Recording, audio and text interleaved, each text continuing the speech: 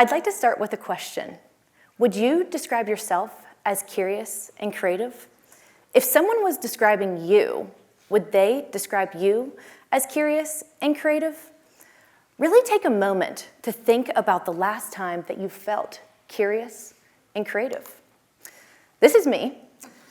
Now, you might think that this is just a random girl laying on a couch, but in my head, I was at the beach taking a nap in the shade. And like most young children, I was creative and curious. I asked a lot of questions. You can ask my mom, she's right here, front and center. I asked a lot of questions like, who, what, when, where, why, and how? When are we going to get there? Where do babies come from? Why do I have to go to school? Even though I would describe myself as a curious and creative child, I was always plagued with another feeling, and that was a sense of failure. How easy is it to focus on failure?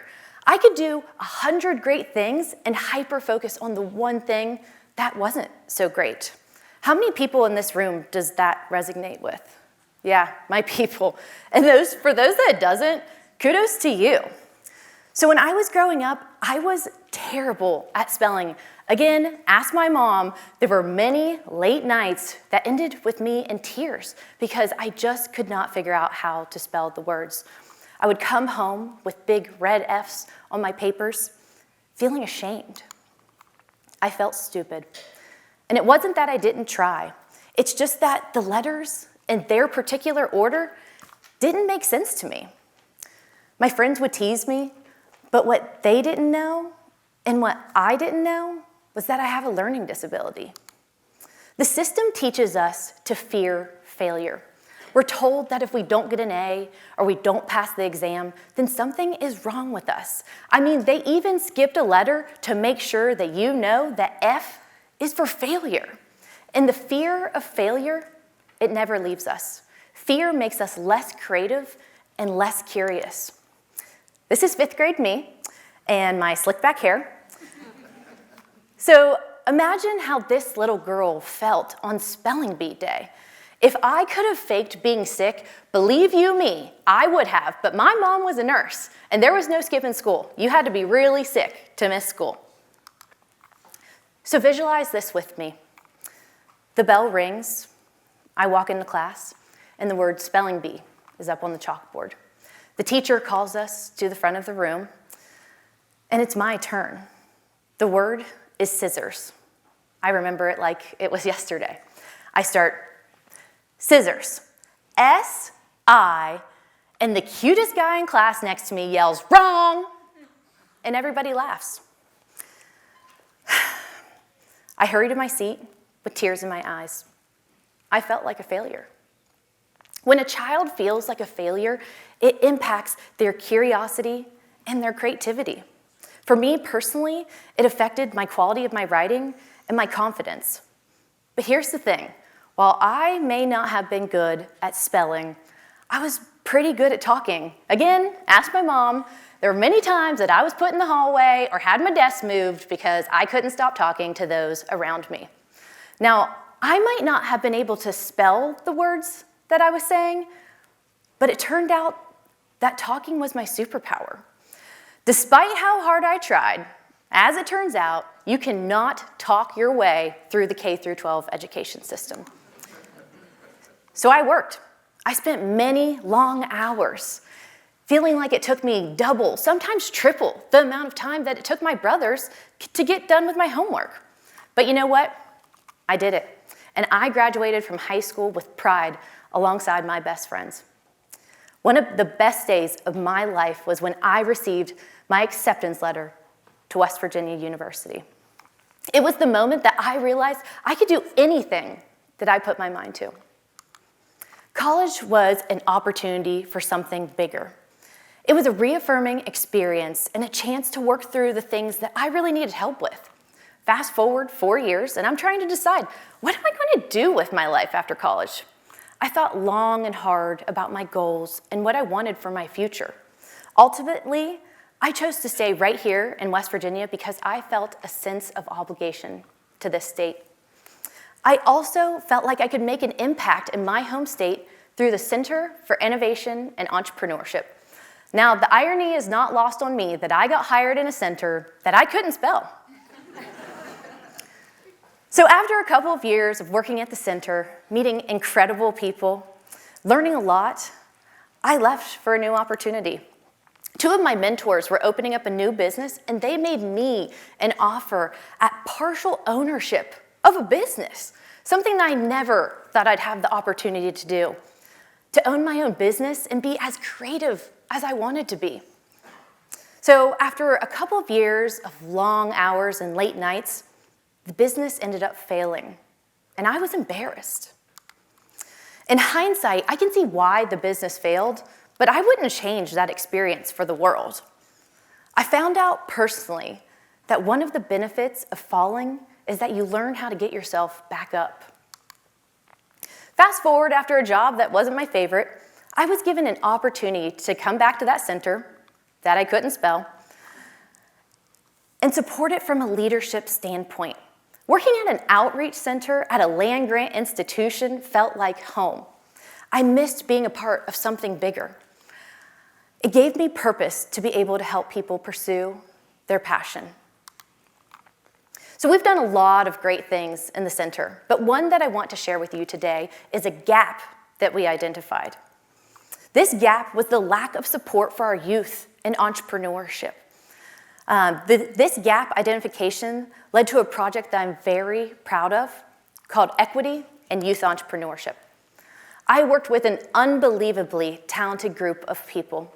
We spent months conducting research with youth from all over the state. We talked to nearly 700 kids. We found that most kids had no idea what entrepreneurship was, let alone how to start a business. So whether it be from circumstance or fear of failure, we saw a gap that needed to be addressed. And while I was reading through the data, one of the students' comments gave me pause. When asked about a barrier to starting a business, the student said, and I quote, "People think your idea is stupid and keep making comments about how it wouldn't work." Fifth grade me felt this kid's pain. I knew what it felt like to feel like people were making fun of me and making comments about me. So, how do we change things so that kids feel safe to be curious? And why does this matter? Entrepreneurship is the backbone of our economy.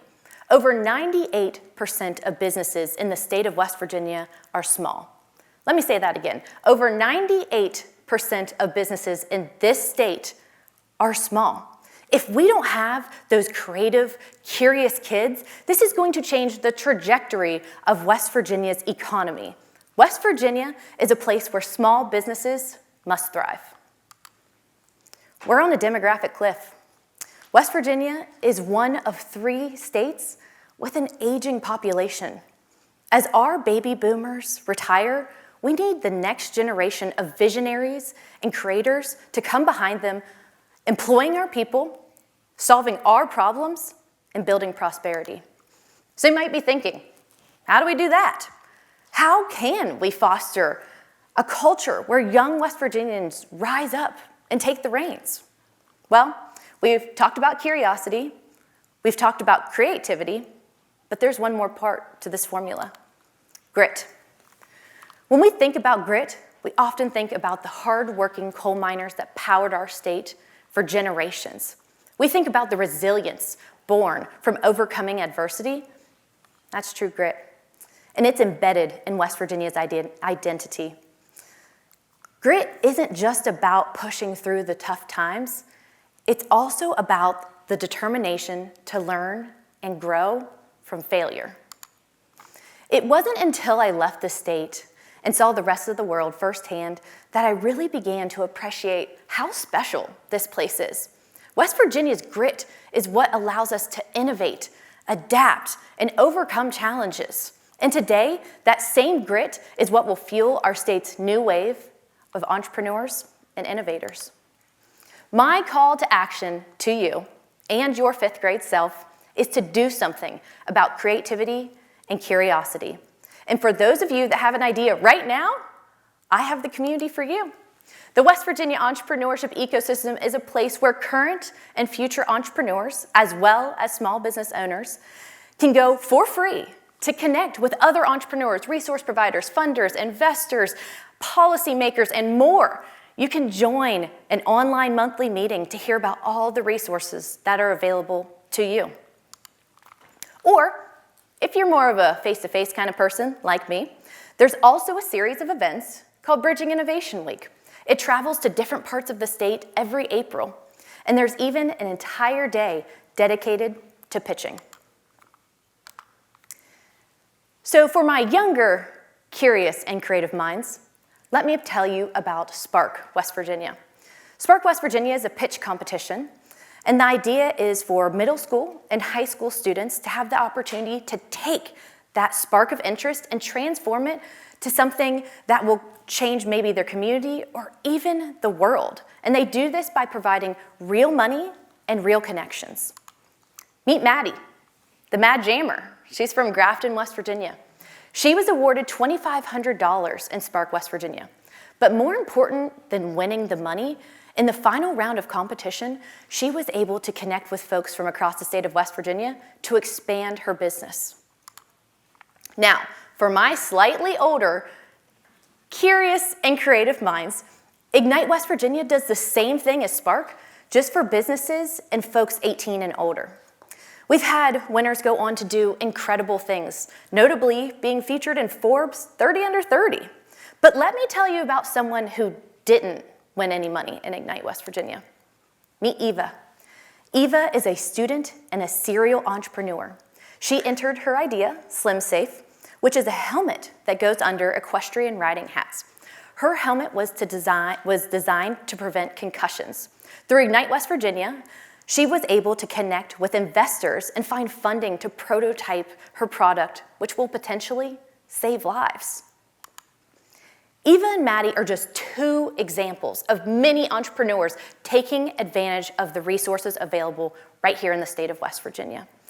And what these people have in common is that they were both creative and curious, and they had enough grit to put themselves out there, even if it meant failure. So what if we made failure a part of the learning process? Instead of focusing solely on memorizing facts or letters, what if we helped kids become curious by teaching them to identify problems and exploring solutions? I believe West Virginia is the perfect environment to ignite curiosity. So you might be thinking, how do we build that type of culture? Well, it starts by encouraging our kids to ask questions, by supporting educators who inspire creative thinking and problem solving, and by you giving your time and your expertise to help someone fail forward. Let me close with this. Through creativity, curiosity, and grit, we can solve the big problems. Let's teach the next generation to ask, what if? And show them how to make it happen. Because when curiosity is ignited, innovation isn't just a dream. It becomes reality. Thank you.